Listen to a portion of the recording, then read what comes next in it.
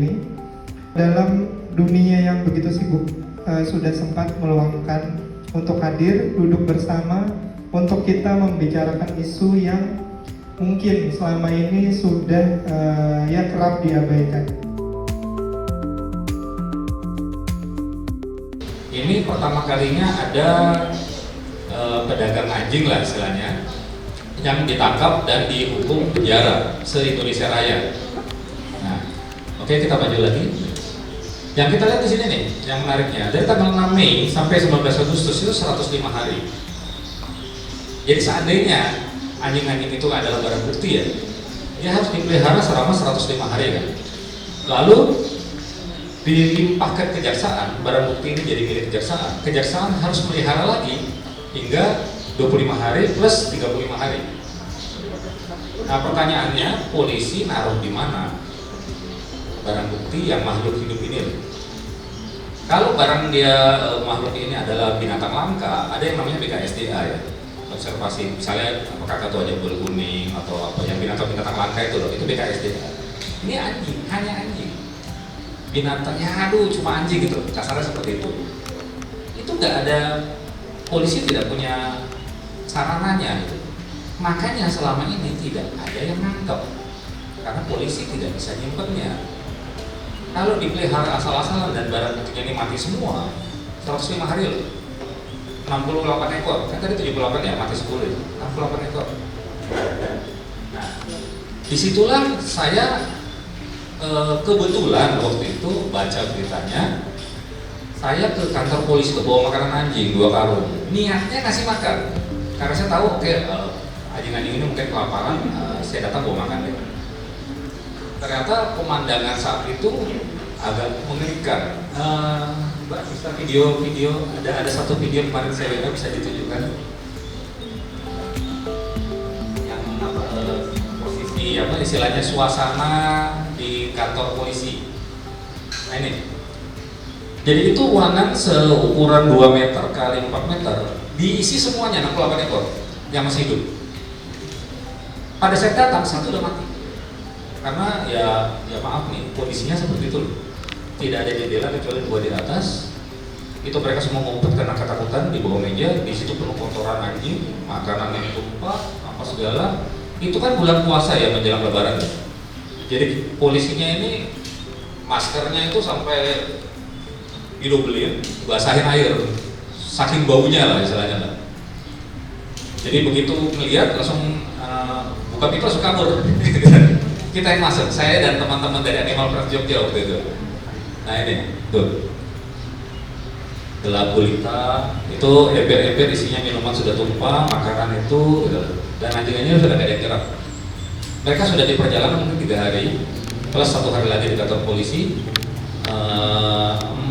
Istilahnya sudah mati 1, di depan mata saya mati 1, dan 4 lagi itu sudah katanya sih melarikan diri. Jadi tidak ada lagi dari 78 itu 4 melarikan diri waktu dipindah, 1 udah meninggal lagi. Oke, balik ke slide. Di sini kita pikir kalau kita tidak bisa turun tangan, besok mati lagi nih anjing. Jadi tinggal putusannya adalah tega atau enggak, bukannya cinta anjing atau enggak. Saya itu posisi saya saat itu ya. Tega enggak? Akhirnya kita pindahin semua, kita sewakan, kita pindahkan semua. Lalu mungkin selanjutnya, ini suasana di shelter kita. Ada satu video lagi Mbak, kalau tadi kita tolong. Nah ini tempat kita, waktu itu ya, shelter namanya itu. Area terbuka, ada kandang-kandang, mereka kita biarkan lepas. Paling enggak mereka bisa hidup layak loh, kasarnya itu. Nah hal seperti ini ya maaf, Anda tidak akan temukan di tempat penyimpanan barang bukti. Karena memang penyimpanan barang bukti itu tidak dirancang untuk makhluk hidup dalam jumlah yang luar biasa banyak. Mau polisi manapun lah, mau kantor polisi manapun tidak ada. Jadi sini kita jadi berpikir, tanggal 7 itu penangkapannya kan tanggal 6. Tanggal 7 itu akhirnya kita ambil putusan, kita lobby polisi, udah anjingnya tolong dititipkan ke kita saja. Semua biaya kita yang tanggung, semua tempat kita yang tanggung, karena kita memang tahu polisi memang tidak punya sumber dayanya. Gak usah dipikir, pokoknya saya akan jaga barang bukti ini gitu. Nah kebetulan polisinya setelah berjam-jam lobby akhirnya polisinya setuju. Next slide. Nah itu buat berita acara penitipan perawatan barang bukti. Jadi event berita acara ini pun polisi nggak tahu cara bikinnya karena belum pernah ada. Jadi akhirnya setelah diskusi enaknya pakai dokumen apa ya, ini apa segala, karena penitipan barang bukti ya tanda kutip memang tidak ada di KUHP ya atau di mana ya. Akhirnya dibikinlah itu berita acara penitipan perawatan barang bukti. Terus kita yang sipil itu nama saya Victor, ya, disaksikan oleh itu tingkat polisinya ya. Jadi yang terjadi jadi berubah nih. Penangkapannya tanggal 6 Mei, 7 Mei di kita melihara anjing-anjing itu selama 165 hari. 165 hari itu kan berbulan-bulan lama ya. Apakah di kita semuanya selamat? Enggak, di kita mati lagi 4. Karena memang situasinya, kondisinya mereka itu waktu didapat dari kita tidak baik-baik saja lah. Sudah dehidrasi parah, ada yang luka infeksi karena mereka dijerat. Jadi mereka ditangkap itu dengan cara dijerat kawat lalu diseret pakai motor. Jadi kondisinya banyak mengerikan. Kita punya banyak videonya, cuma kita nggak berani tampilkan. Jadi intinya adalah saat itu kepolisian nyimpan 1 hari di ruang yang sempit tadi itu, 165 hari sisanya di kita. Tapi tindakan kita berhasil menjaga hingga sidang selesai. Barang buktinya ada. Jadi waktu hakim tanya barang buktinya di mana, kondisinya gimana, kita bisa hadirkan karena memang salah satu pengadilan kita kan harus bisa menghadirkan barang bukti ya. Nah disinilah kita baru muncul bukan ide, istilahnya satu realitas adalah kalau kita tidak ikut bantu, ini tidak bakal jadi sidang pertama di Indonesia, nggak mungkin, sudah mati semua pasti. Oke, next, lagi. Nah ini kondisinya 78 ekor, 10 ekor sudah mati, 1 ekor mati lagi di sana. Lepas di penampungan polisi yang 4, pindah ke kita 63, mati lagi di kita 64, jadi di kita tuh masih ada 59 sampai pengadilan selesai. Setelah pengadilan selesai, barang bukti disita oleh negara lalu dihibahkan ke kita karena dia kan sudah berkekuatan hukum tetap ya. Seandainya terdakwanya dinyatakan tidak bersalah, barang bukti kan dikembalikan ke tersangka. Itulah yang kita cegah. Dia mau dihukum 1 hari pun, mau dihukum 10 bulan, mau dihukum 1 tahun, mau dihukum 2 tahun, bagi saya juga tidak penting. Yang penting dinyatakan bersalah supaya barang buktinya disita oleh negara lalu dihibahkan ke kita. Jadi dalam hal ini kami sebagai shelter, kami fokus ke anjingnya harus hidup. Anjing-anjing ini nasibnya sudah malam, gimana caranya mereka harus selamat gitu. Itu pikiran kami gitu. Oke, next. Jadi kita waktu itu dapat kesimpulan yang pertama yang tadi saya ceritakan, pihak kepolisian maupun di kejaksaan tidak mempunyai fasilitas, tidak punya personil, tidak punya anggaran, tidak punya kandang, tidak semuanya nggak punya. Kalau dipaksakan ya kecil kemungkinan mereka hidup. Terus yang ketiga itu itulah ngomong, makanya apakah baru kali itu ada mobil ngangkut anjing? Enggak, tiap hari ada. Solo itu butuh 500 ekor tiap hari. Satu Grand Max itu isinya cuma 78. Beberapa bulan lalu ada penangkapan 1 truk isinya 226. Jadi tiap hari itu mereka lewat, tiap hari. Dan tiap hari pula itu tanda kutip tidak ketahuan. Padahal mereka nggak tutup loh, terang-terangan loh, digantung-gantung loh. Bisa dilihat tadi Grand Max-nya. Apakah ditutup terpal atau box tertutup? Enggak, cuek aja tergantung. Karena memang selama ini dibiarkan. Tapi kita nggak bisa egois, berarti kita loh kalau gitu polisi pembiaran. Enggak juga, mereka punya kesulitan seperti tadi yang saya bilang. Lalu kedua, undang-undangnya apa? Itu juga polisi juga butuh waktu berbulan-bulan untuk dapat yang dilanggar pasal apa. Contoh, apakah jual beli anjing dilarang? Enggak, banyak orang jual beli anjing. Breeder, peternak, nggak dilarang jual beli anjing. Ini anjing dalam keadaan hidup ya. Terus apakah mereka melanggar lalu lintas? Kalau lalu lintas tapi cuma kena tilang, tidak mengakibatkan penyitaan anjing-anjing gitu dan seterusnya. Akhirnya memang ketemu pasalnya. Ketemu pasalnya yaitu lalu lintas hewan berpotensi rabies. Jadi hewan-hewan ini kan tidak dilengkapi surat-surat nih dari Jawa Barat masuk ke Jogja. Itu melanggar lah, akhirnya dihukum lah. Makanya hukumannya cuma 10 bulan. kurang apa ya, kalau kita bilang kok cuma 10 bulan ya, betul, tapi saat itu hanya ada satu undang-undang yang bisa dipakai untuk menjerat perdagangan ini. Jadi yang dilanggar bukan perdagangan daging anjingnya, yang waktu itu kena undang-undang adalah lalu lintas hewannya. Hewan berpotensi rabies dibawa masuk Jogja tanpa dengan disertai dokumen yang komplit, itu yang dilanggar. Jadi balik lagi, kita belum masuk ke ini melanggar perdagangan dagingan juga, belum masuk, masih jauh. Oke, berikutnya. Nah, shelter, kami memang punya keterbatasan. Tempat kita, tenaga kita punya keterbatasan. Tapi saat itu memang saya ambil keputusan adalah gimana caranya anjing-anjing ini harus selamat dulu daripada dalam ruangan kecil kayak tadi itu. Lalu ketiga, nah di sini berikutnya egoisme sektoral. Saya Animal Friends Jogja, DMFI, waktu itu untuk pertama kalinya kita bekerja sama rame-rame. Shelter itu cuma saya sendirian. Saya cuma punya pegawai satu, ibu-ibu.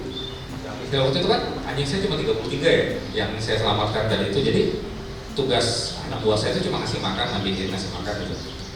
Jadi bukan profesional shelter kan. Saya sendiri tidak 100% kerja di shelter, enggak. Saya juga punya kerjaan. Jadi shelter ini lebih ke karena tadi tiga. Ngangkut berpuluh-puluh ekor jelas saya nggak mampu. Akhirnya saya kontak lah Animal Friends Jogja karena kita kenal. Nah di situ lah Animal Friends Jogja kirim tenaga apa segala itu ada videonya satu bisa tuh kita tolong. Jadi suasana pemindahan. Nah ini semua yang di atas itu personelnya Animal Friends Jogja. Ini anjing-anjingnya kita angkut pakai truk. Dari kantor polisi kita angkut di rumah saya. Nah bantunya shelter ya. Nah ini semua yang angkut, semua yang gendong anjingnya, semua yang apa, ini teman-teman dari Animal Friends Jogja. Karena saya cuma sendirian. Jadi untuk pertama kalinya, nah setelah itu masuk ke shelter DMFI waktu itu karena waktu itu COVID ya, mereka mengirim 2 dokter hewan dari Jakarta dengan membawa vaksin dan obat-obatan. Gitu. Jadi semua anjing yang diselamatkan ini kita vaksin. Karena kan yang namanya kemungkinan mereka rabies, kemungkinan mereka umumnya kan gede sekali ya. Nah ini DMFI yang membantu kita. Mereka kirim dokter tuh, orang Swiss yang satu sama satu lagi orang Indonesia itu datang dan melakukan vaksinasi anjing-anjing yang di shelter kita ini. Kemudian, nah itu kita kerjasama, istilahnya intinya di situ kita kerjasama. Tidak ada, oh ini kasus saya, kamu nggak boleh pegang. Oh ini kasus saya nih, kamu kalau kami nggak boleh nih. Nggak ada cerita di situ. Jadi kita tidak ada egoisme, tidak ada pengen, oh saya maju paling depan. Enggak. Yang penting adalah anjing-anjingnya selamat. Itu dulu yang kita pikirkan. Nah yang terakhir kasus Kulon Progo itu menjadi bukti bahwa kalau kita mau, kita bisa. Kenapa selama ini tidak bisa? Ya maaf karena tidak mau. Dan memang ada kesulitannya. Contoh kasus kemarin beberapa bulan lalu ada kasus penangkapan 226 anjing di Semarang. Tidak ada shelter di Semarang yang bisa tampung. Akhirnya anjingnya dibawa ke Bogor. Jadi kita waktu kasus ini karena kita waktu itu juga belum ada shelter sebenarnya. Cuma kebetulan kita memutuskan membuat shelter untuk menampung mereka. Jadi memang tidak semudah yang kita lihat. Apakah shelter di lokasi penangkapan itu ada satu juga di Sukoharjo, DMFI yang menangkapkan. Sukoharjo juga pernah anjingnya juga dibawa ke Jakarta ya, terus akhirnya dikirim ke Kanada gitu. Itu juga pernah. Jadi karena di Solo juga nggak ada shelter. Tapi kalau di tempat-tempat yang kebetulan ada shelter kayak Jogja ini, ya disitulah shelter harus ambil peran serta dengan banyak pihak lainnya. Jadi ini sekilas pengalaman kita. Ini bukan kasus pertama, kasus kedua adalah di Pundong Bantul itu 18 ekor pedagang anjing juga. Itu juga anjingnya kita ambil. Cuma yang kasus Pundong itu tidak maju ke ranah hukum karena waktu itu tanda kutipnya adalah banyak yang berkilah mereka tidak tahu kalau tidak boleh dagang anjing, kasarnya kayak gitu, daging anjing. Jadi waktu itu memang kita didampingi dengan Polres Bantul. Oke, kali ini kita tidak proses, tapi barang anjing-anjing kita ambil. Akhirnya anjing kita ambil. Nah kasus Pundong itu sebenarnya dari segi lebih viral karena waktu semua pendampingan itu ada wartawan ikut, jadi sampai masuk liputan 6 apa segala gitu loh. Jadi itu akhirnya dari kasus-kasus itu keluarlah surat edaran gubernur apa istilahnya, oh ya sebelum itu karena kasusnya tambah viral, ini menarik perhatian pihak pemerintah juga. Kadien Ratu Hemas waktu itu datang ke shelter meninjau langsung kondisi anjing-anjing yang diselamatkan itu.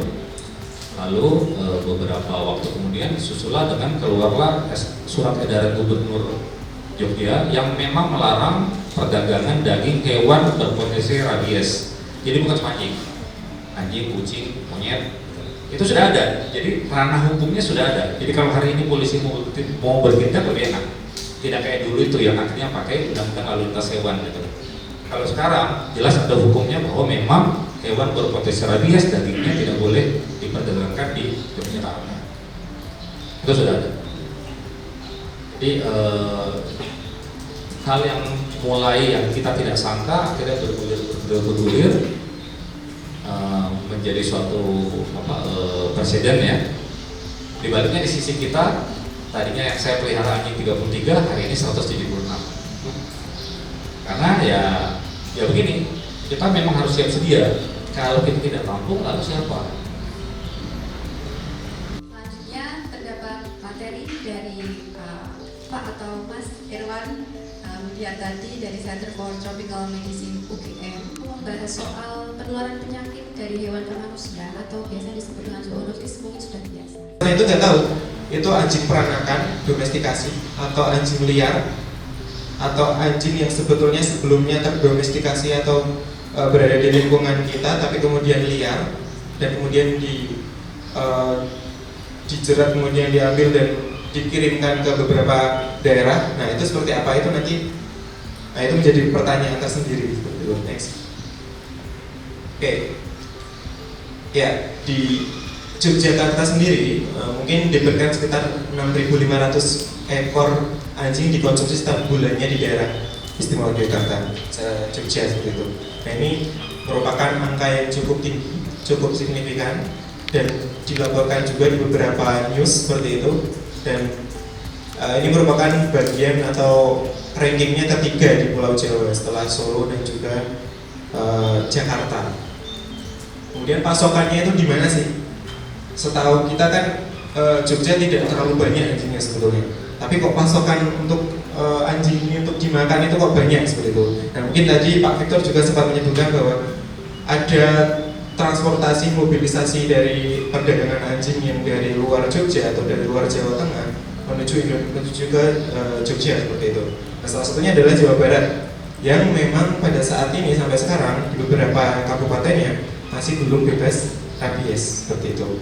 Nah itu indikasi bahwasanya Jogja kita ada alhamdulillah nih bebas rabies nih seperti itu. Nah gimana cara mengantisipasi atau supaya tidak terjangkit atau terjadi kasus rabies di Jogja? Yang salah satunya adalah bagaimana kita restrict atau membatasi perdagangan atau mobilisasi atau transportasi dari anjing itu dari luar yang endemik ke daerah yang kita seperti di Jogja yang endemik seperti itu.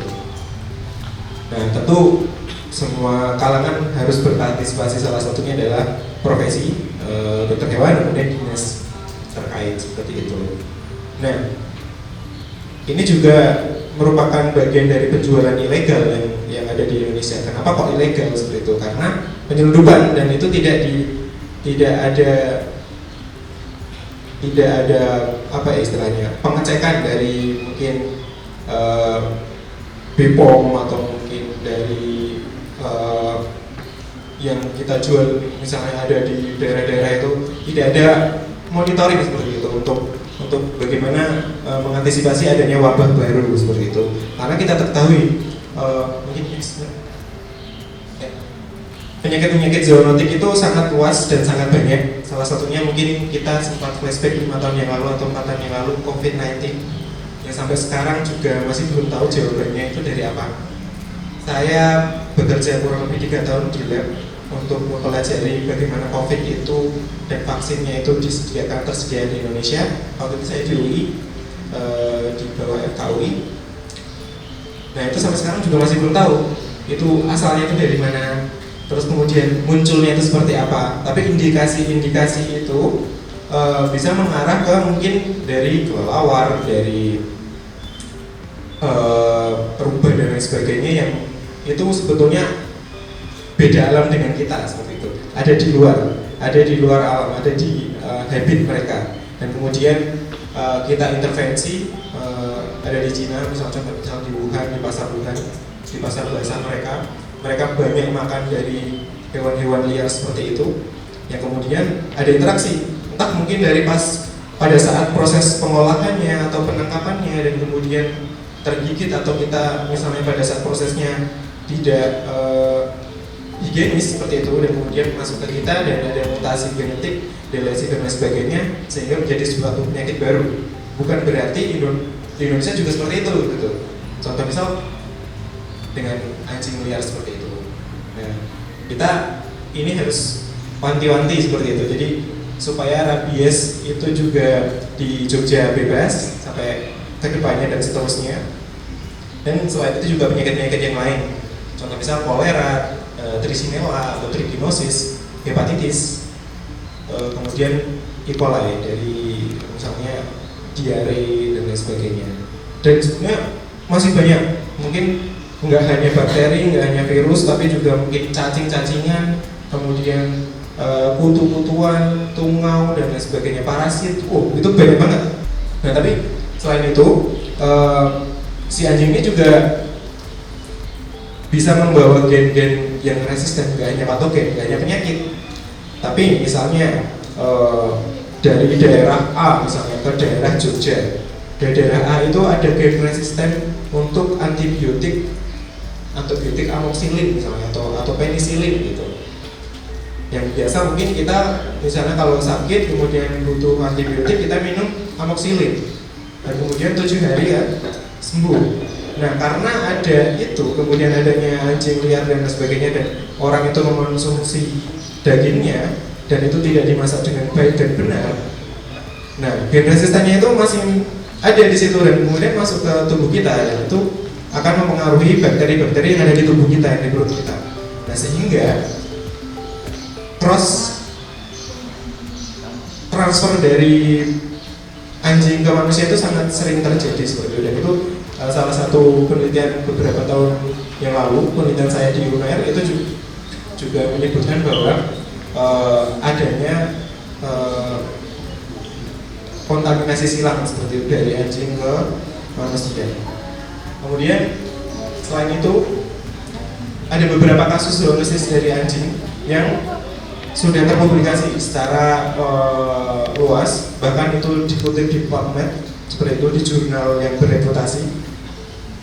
Salah satunya adalah di Tiongkok atau di Cina, itu penyakit trichinosis. Jadi memang ada seperti itu. Nah, apakah Indonesia tidak ada? Nah, kita nggak tahu karena kita belum meneliti seperti itu. Nah, apakah kalau misalnya diteliti ada? Kemungkinan iya, kemungkinan juga tidak. Nah, itu kita harus wanti-wanti seperti itu. Yang kedua dari Nigeria di daerah Afrika ini, itu juga ada outbreak rabies karena konsumsi daging yang telah diidentifikasi sebagai risiko penyebaran atau HPR seperti itu. Bukan berarti kita mengonsumsi daging anjing dan kemudian kita jadi tersendat rabies, bukan. Tapi karena proses pengolahannya kemudian tiba-tiba digigit atau kena air liurnya si anjing tersebut pas di tangan kita yang terkelupas dan sebagainya gitu, dan kemudian virus tersebut masuk ke tubuh kita seperti itu. Ini kita coba kemas dalam konsep One Health, yaitu kesehatan manusia, kesehatan hewan dan juga lingkungan. Nah, kesehatan lingkungan ini adalah karena kan tidak mungkin anjing ini dibantai, dimatikan atau untuk dikonsumsi itu di RPH atau di rumah potong anjing gitu kan, nggak ada, karena memang tidak diperkenankan seperti itu, tidak boleh. Nah, melalui lensa One Health, konsumsi daging anjing bukan hanya masalah budaya dan etika, bukan hanya tradisi seperti itu, tapi juga nanti bisa menjadi ancaman secara sistemik. Takutnya ada satu penyakit A, misalnya rabies, bisa menyerang manusia ke manusia gitu takutnya, karena mutasi dan sebagainya. Kita terlalu dekat untuk mengonsumsi, kan bisa jadi gitu. Tapi harapannya kan jangan, dan lain sebagainya. Dan ini akan mempengaruhi kesehatan masyarakat secara global. Selanjutnya. Oke. Contoh misal untuk kesehatan manusia mungkin tadi sebelumnya sudah sempat ada untuk disinggung, yaitu rabies, hepatitis, kemudian trichinosis dan E. coli dan lain sebagainya. Banyak banget penyakit cacing itu yang ada di tubuh anjing yang kemudian ada dampaknya ke manusia karena mungkin dapat bisa menyerang ke manusia seperti itu. Kemudian banyak sekali anjing tidak melalui pemeriksaan kesehatan atau ketika disembelih atau untuk dikonsumsi kondisinya tidak higienis. Yang seperti tadi saya sempat jelaskan, yaitu mereka tidak ada monitoring, mereka ya udah dibunuh ya dibunuh, dikonsumsi ya dikonsumsi seperti itu. Jadi ya, itu menjadi indikasi bahwa perlunya kita dari elemen apapun perlu ada pendekatan untuk itu. Gimana caranya? Ya mungkin untuk merubah seperti Pak Victor tadi sempat sampaikan, untuk merubah kebiasaan itu sangat susah. Seperti kita misalnya merubah kebiasaan kita bangunnya jam berapa? Jam 5 atau jam 7 gitu. Untuk merubah itu kan juga cukup susah karena tidak dengan kemauan kita sendiri gitu. Nah itu juga kalau misalnya dari mereka-mereka yang sering mengkonsumsi daging anjing dan tidak dengan dorongan dia sendiri, itu akan sulit seperti itu. Contoh misal, kalau kita melihat, wah bagaimana kalau sapi yang disembelih itu banyak banget ketika Idul Adha gitu, atau di RPH gitu. Nah, itu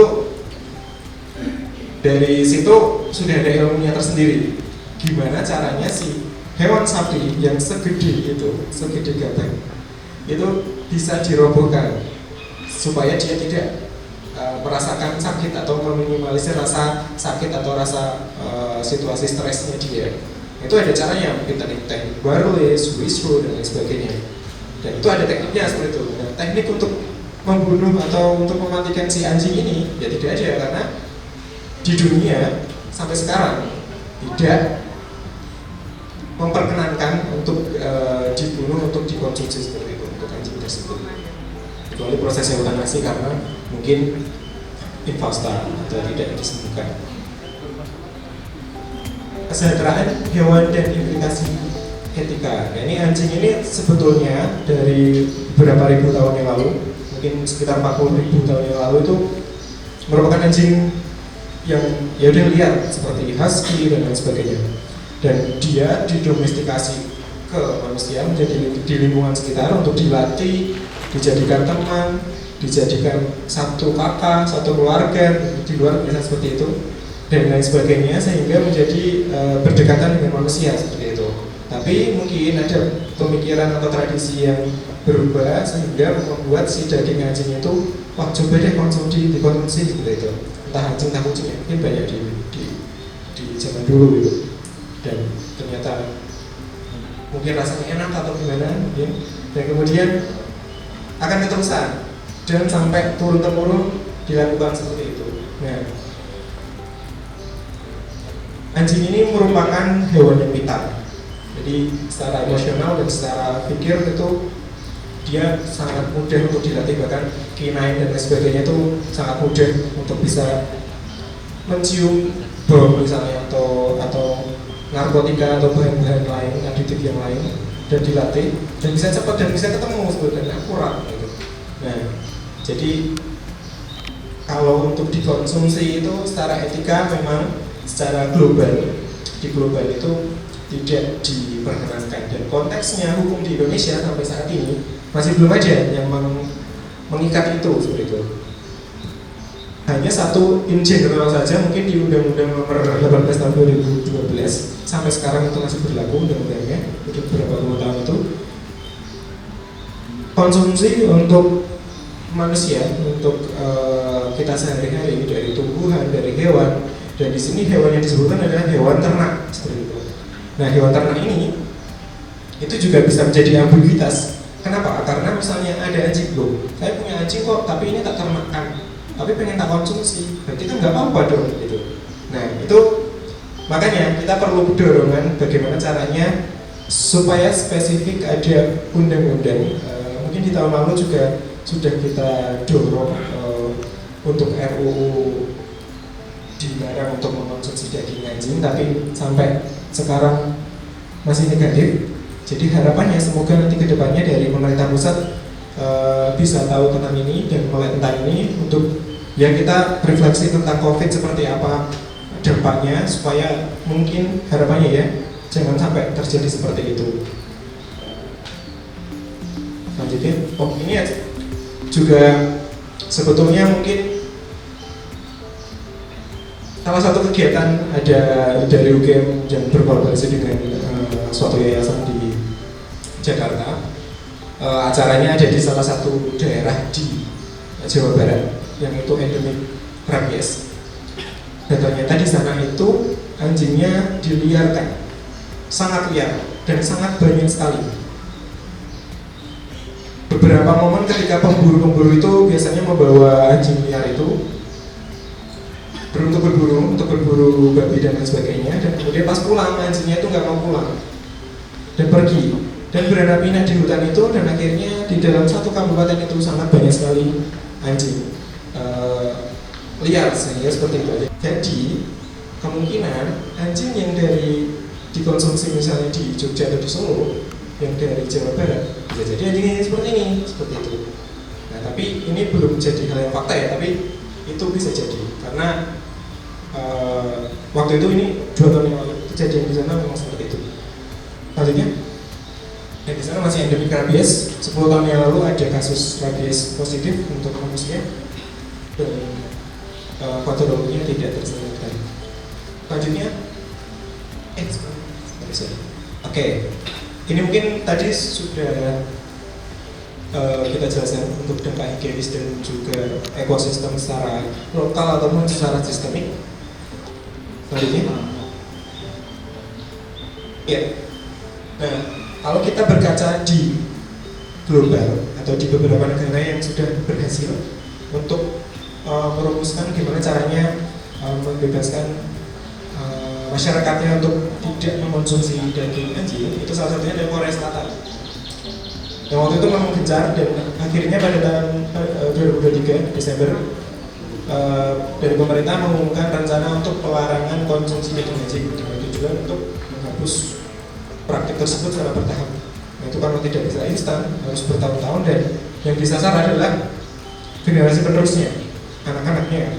Gimana caranya supaya kita doktrinasi anak-anak kita atau generasi penerus kita supaya anjing ini adalah teman kita, atau anjing ini adalah hewan kesayangan, bukan hewan yang untuk dikonsumsi seperti itu. Tidak elok atau tidak patut untuk dikonsumsi. Kenapa kok tidak elok? Ya karena banyak penyakit, banyak ini. Ya, mereka menggencarkan kampanye itu semua kalangan, sehingga pada tahun 2023 ini sudah ada undang-undang dari Korea Selatan itu. Taiwan juga di tahun sebelumnya 2017 ada amandemen undang-undang perlindungan hewan untuk larangan konsumsi daging anjing dan kucing. Sanksinya adalah dengan denda seperti itu. Filipina juga termasuk. Nah, Indonesia masih berusaha, kita akan berusaha terus. Terus, lanjutnya. Oke. Nah, ini adalah kesepakatan atau mungkin pendekatan-pendekatan dari WHO, FAO dan juga OAI dalam pengendalian zoonosis, di mana zoonosis ini yang kita ketahui sangat-sangat luar biasa berdampak dengan keadaan atau kegiatan-kegiatan di masyarakat, supaya tidak ada infeksi-infeksi penyakit baru atau penyakit lama yang tiba-tiba muncul kembali dan kemudian merebak atau menjadi sebuah outbreak di suatu wilayah seperti itu.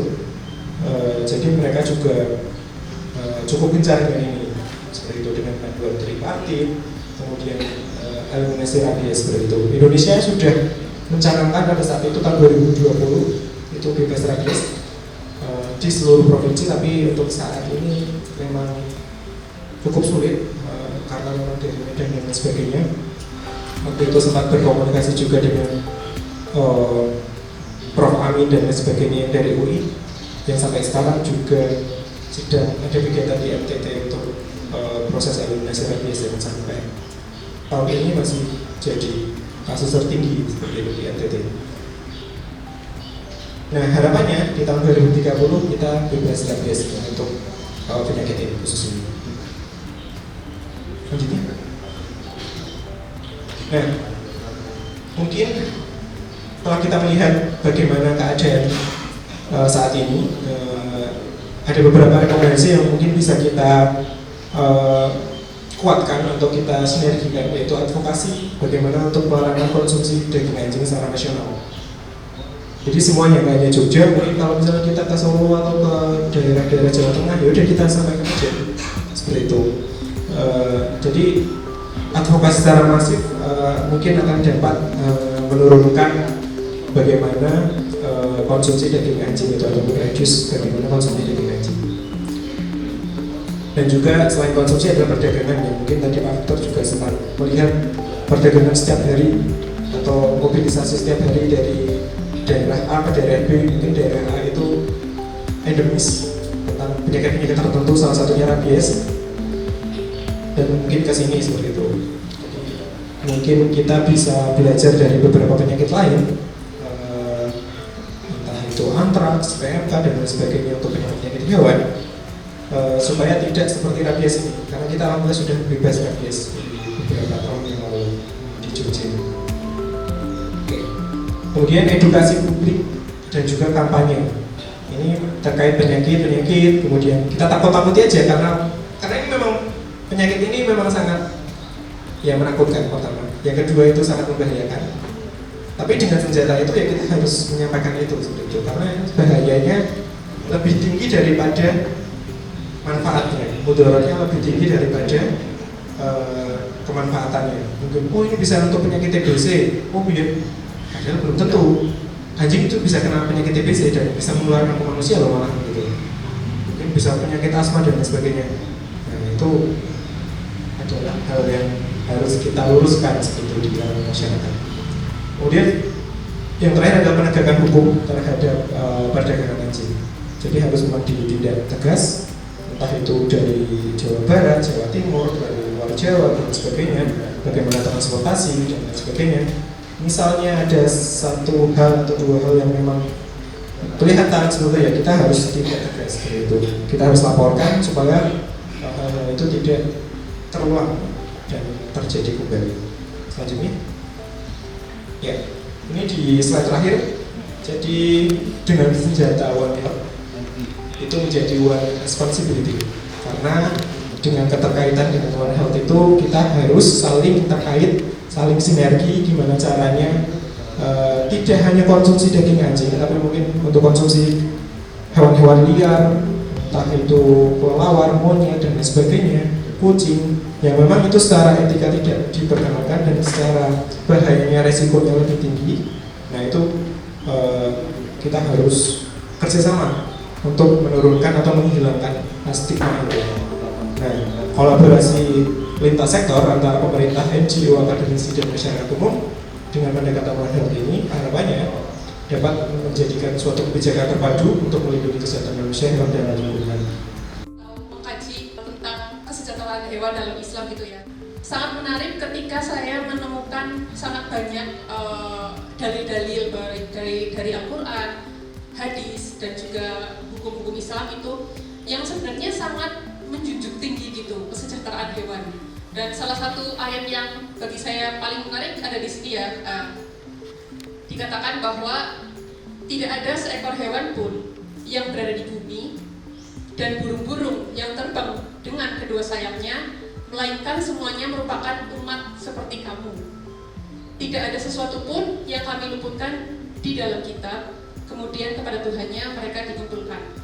Nah, hal menarik yang saya lihat dari ayat ini adalah di sini hewan itu disejajarkan posisinya dengan manusia gitu, sama seperti manusia.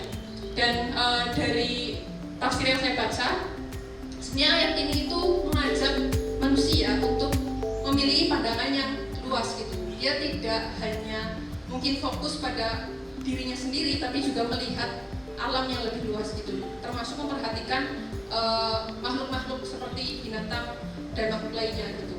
Nah, kemudian dari sini juga menunjukkan bahwa Tuhan atau Allah itu juga mengasihi binatang dan memenuhi kebutuhan mereka, baik yang binatang yang di darat, di laut maupun di semua tempat gitu ya. Dan Di sini mempersamakan manusia dengan hewan sebagai umat itu adalah dalam hal kayak ya manusia dan hewan itu sama, kayak manusia berkembang, mereka membutuhkan makanan, mereka membutuhkan berbagai kebutuhan biologis mereka kayak gitu kan. Itu memiliki hal yang sama seperti manusia gitu. Maka dari itu dari ayat ini juga mengajak kita untuk memperlakukan hewan sebagaimana memperlakukan manusia gitu. Jadi dan ini diperkuat oleh salah satu hadis ya yang mengatakan bahwa ketika kita berbuat baik terhadap binatang itu sama dengan ketika kita berbuat baik pada manusia, dan juga sebaliknya ketika kita berbuat buruk pada binatang itu sama kadarnya itu dengan ketika kita berbuat berbuat buruk pada manusia kayak gitu ya. Bisa dilanjut Pak. Dan sepanjang penelusuran saya ini saya menemukan sangat banyak ya ayat-ayat Al-Quran yang memberi perhatian pada hewan, dan bahkan 7 surat dari 114 surat, maaf itu tertulisnya salah, dari 114 surat dalam Al-Quran itu dinamai dengan nama-nama binatang gitu ya. Nah di sini bisa dilihat hewan-hewan yang disebutkan. Mungkin yang saya paparkan di sini, yang saya tampilkan di situ belum mencakup semuanya, tapi setidaknya ya kita bisa lihat di situ ada berbagai binatang itu disebutkan dalam Al-Quran gitu. Ada unta, sapi, kuda, keledai, gajah, burung, ternak, ikan paus, semut, lalat, laba-laba, anjing, dan berbagai hewan lain. Nah ini hewan-hewan ini apa ya? Mereka menjelaskan berbagai konteks gitu ya, menjadi perantara untuk menjelaskan berbagai konteks gitu. Dan itu juga sangat menarik ketika mau digali satu persatu, itu sangat menarik gitu. Nah dalam Islam itu kita tidak bisa mempercayakan ya bahwa hewan-hewan tertentu memang diperbolehkan untuk kita mengambil manfaat darinya gitu ya. Misal kayak dari sapi kita bisa memanfaatkan susu, daging dan lain sebagainya. Kemudian dari lebah kita bisa memanfaatkan madunya kayak gitu. Nah tapi ketika fokus atau ketika menelisik pada hewan anjing itu ada di 2 surat ya, di 2 ayat dalam Al-Quran. Salah satunya dalam kisah Ashabul Kahfi, di mana posisi anjing ini memang sebagai teman dan pelindung bagi Ashabul Kahfi ini, orang pemuda-pemuda yang kabur dan berlindung di gua, dan itu ditemani anjing mereka. Anjing itu fungsinya adalah sebagai teman dan pelindung gitu. Nah, banyaknya ayat-ayat dalam Al-Quran dan penyebutan hewan dalam Al-Quran ini mengajak kita untuk manusia itu belajar dan mengambil hikmah dari berbagai binatang. Tujuannya adalah untuk itu menjadi sarana kita memperkuat keimanan, dan juga ketika kita menggali atau mempelajari setiap binatang ini jelas akan membuka kita pada pengetahuan baru gitu ya. Kemudian selain itu, melalui perhatian Al-Quran terhadap binatang ini juga menunjukkan bahwa yang penting dalam alam semesta ini tidak hanya manusia, melainkan juga binatang-binatang yang mereka sama-sama punya hak untuk hidup, untuk menjalankan kehidupannya, kodratnya sebagai binatang gitu. Dan ini juga menjadi petunjuk atau menunjukkan bahwa ajaran utama Islam itu ya tujuannya adalah rahmat untuk seluruh alam gitu, yang mencakup lingkungan, hewan, tidak hanya manusia saja gitu. Boleh dilanjut? Nah, selain dalam Al-Quran, dalam hadis juga ada sangat banyak hadis yang menyebutkan atau mengajarkan kita untuk mengasihi binatang ya, dan bagaimana kita memperlakukan memberi perlakuan baik pada binatang gitu ya. Contohnya ini ada bahwa ketika kita menolong makhluk hidup apapun itu akan ada pahalanya. Kemudian sungguh dosa besar bagi manusia untuk memenjarakan hewan yang berada dalam kekuasaannya. Terus seburuk-buruk penggembala yang adalah yang kasar, yang menyebabkan hewan ternak saling menghancurkan atau memar. Terus kalian tidak akan memiliki iman yang aman hingga kalian saling mencintai dan menyayangi penduduk bumi. Dan selanjutnya ada bertakwalah kepada Allah atas hewan-hewan bisu ini dan tunggangi mereka ketika mereka layak untuk ditunggangi, dan biarkan mereka bebas ketika ya mereka perlu beristirahat gitu.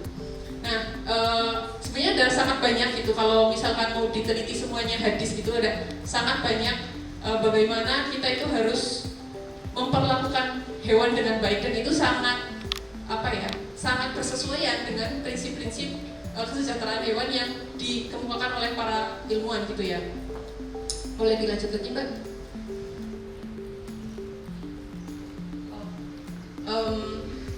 Ini juga ada lanjutannya yang tadi, tapi bisa dilanjut lagi aja.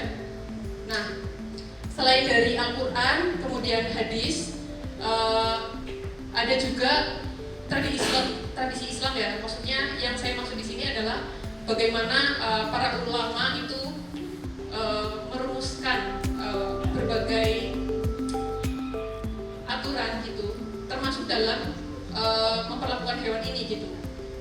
Itu ada beberapa metode yang kemudian nanti akan menghasilkan hukum Islam yang kita pakai atau hukum syariah gitu ya. Contohnya, dan itu juga sangat mensupport kepedulian atau kesejahteraan terhadap kepedulian atas kesejahteraan pada hewan ini gitu. Contohnya, misal nih kalau di Al-Quran kan yang disebutkan sebagai makanan yang haram itu disebutkan di situ ada darah, bangkai dan daging babi ya, daging babi. Di Al-Quran itu disebutkannya sampai di situ. Tapi nanti kemudian dilengkapi oleh hadis dan juga dilengkapi oleh pemikiran para ulama ini yang juga mereka berdasarkan pada tradisi Islam, merujuk pada bagaimana ketika Nabi itu hidup di masa itu gitu. Nah ini menurunkan banyak aturan dalam Islam, termasuk perlakuan terhadap hewan. Misalnya kayak tata cara menyembelih itu sangat rinci. Bagaimana tata cara penyembelihan itu jangan sampai membuat binatang itu menderita gitu ya. Dengan cara misalkan pisaunya harus tajam, binatang jangan melihat sampai melihat ketika pisaunya sedang diasah. Terus binatang juga tidak boleh melihat penyembelihan binatang yang lainnya gitu kan. Itu sangat memperhatikan, sangat menghormati hewan gitu ya. Dari sisi maksudnya jangan menimbulkan rasa sakit secara fisik maupun psikologisnya binatang gitu kan. Itu satu. Kemudian dari situ juga muncul kayak produk hukum Islam yang mengkategorisasikan hewan-hewan apa aja sih yang boleh dimakan dan yang tidak boleh dimakan gitu. Termasuk binatang yang tidak boleh dimakan adalah anjing gitu ya. Boleh di next. Okay.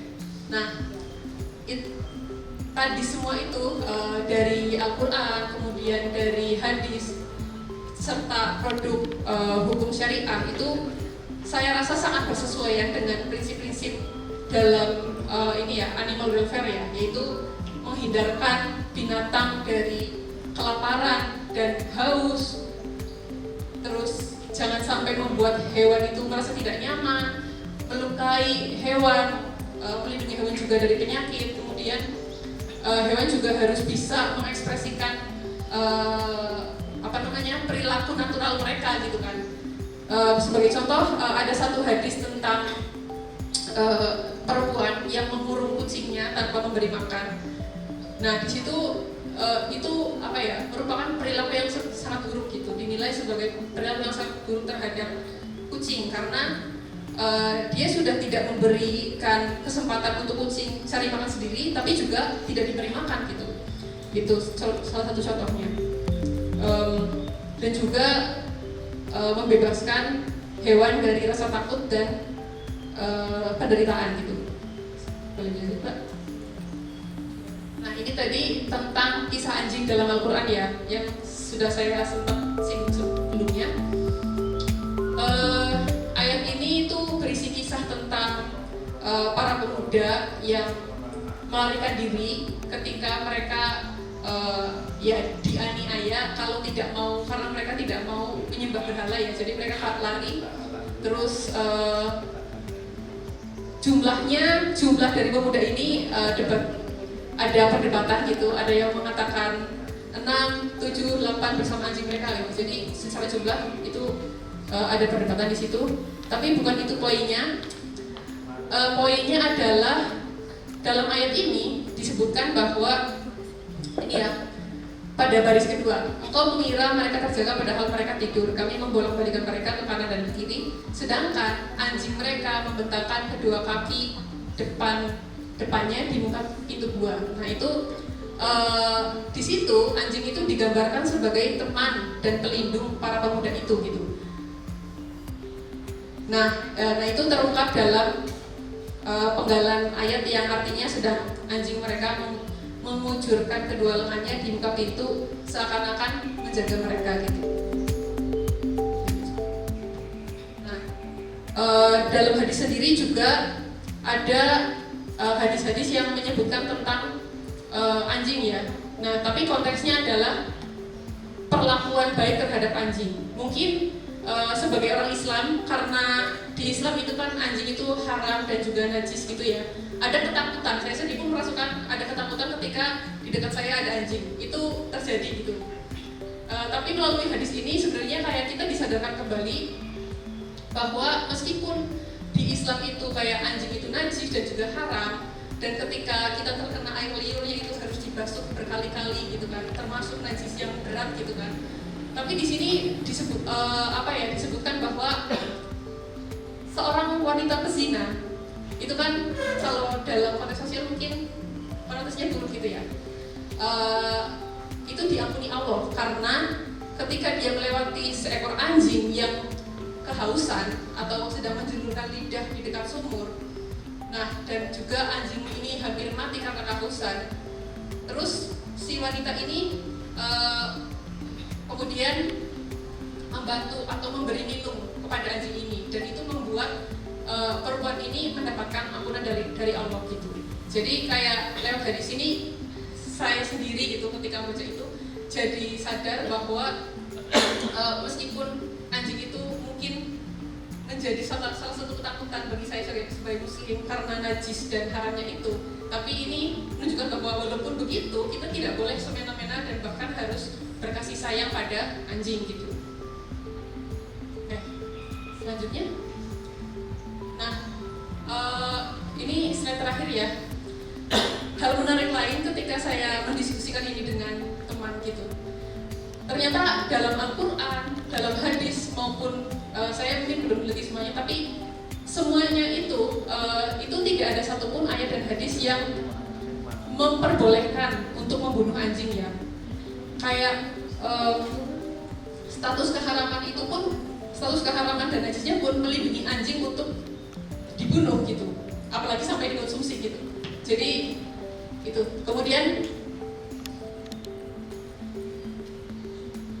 Kemudian mungkin selanjutnya adalah di Islam itu ada pandangan yang ada salah satu hadis juga yang menyebutkan bahwa tidak dianjurkan untuk memelihara anjing kalau tidak untuk keperluan ya, untuk keperluan ternak atau berburu atau menjaga gitu kan.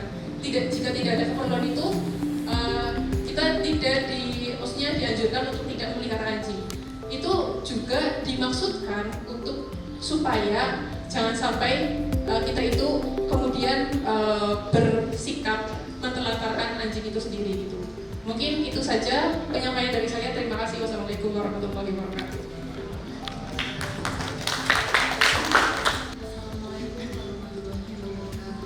Saya sebagai suster, sebagai biara roti, saya pecinta semua binatang. Dalam Laudato Si nomor 84 dinyatakan bahwa semua makhluk mempunyai peran di dunia dan tidak ada satupun yang berlebihan. masing-masing mempunyai peran, mempunyai kelebihan yang berbeda-beda. Dengan demikian, setiap makhluk dapat saling melengkapi sehingga saling terhubung satu sama lain, interconnectedness, karena saling membutuhkan. Allah ingin menunjukkan sifatnya yang kreatif melalui bentuk dan peran masing-masing ciptaan yang berbeda. Keberbedaan tersebut yang membuat ciptaan menjadi mengagumkan, karena masing-masing mempunyai keunikan. Tidak ada satupun dari ciptaan tersebut yang sama. Maka dari itu setiap makhluk harus dihargai, dihormati, dan dicintai. Manusia selain diberi akal budi dan pikiran, juga diberi perasaan agar dapat memperlakukan ciptaan-ciptaan lain dengan penuh belas kasih. Sebagaimana manusia diciptakan selaras dengan penciptanya. Karena Allah selain pencipta juga merawat dan memelihara ciptaannya dengan penuh cinta dan belas kasih, maka hal ini juga menjadi undangan bagi manusia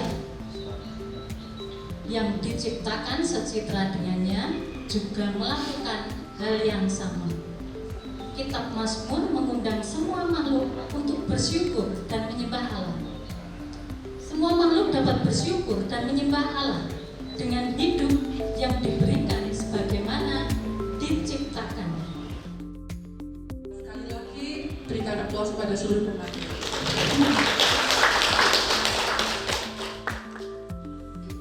Lembaga TDY ini kemarin sudah mengusulkan membahas usulan tentang judul untuk perda yang dalamnya terkait perdagangan ini.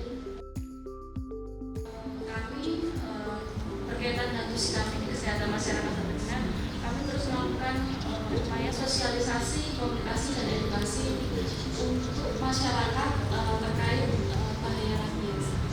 Jadi untuk saat ini upaya-upaya kami yang dilakukan adalah seperti itu, dan bagaimana faktor risikonya jika mengkonsumsi daging anjing.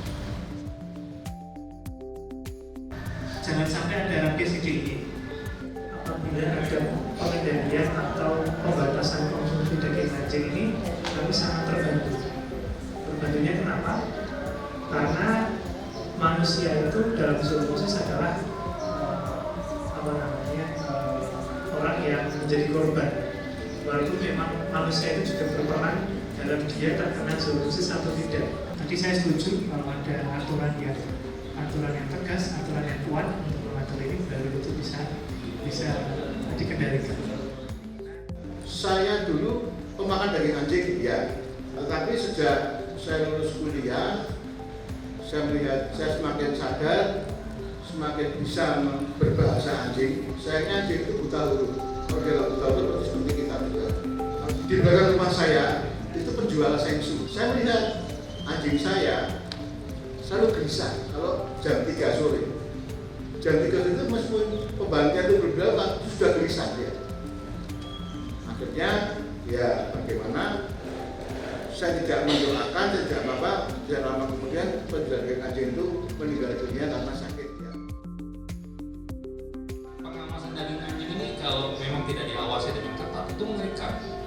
Bukan hanya dari segi bawa penyakit apa, semua etika itu dilanggar, membunuhnya dengan cara sadis, dampaknya tidak benar. Cuma yang kita lihat terjadi adalah sekarang yang dijual itu anjing-anjing milik orang, anjing-anjing yang dicuri, anjing-anjing yang asal usulnya tidak jelas, anjing yang mati diracun. Itu yang mengerikan bagi saya.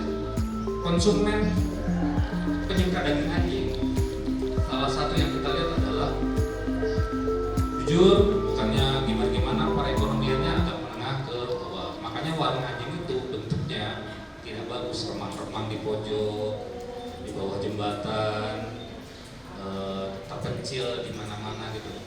Itu yang terjadi yang kita lihat di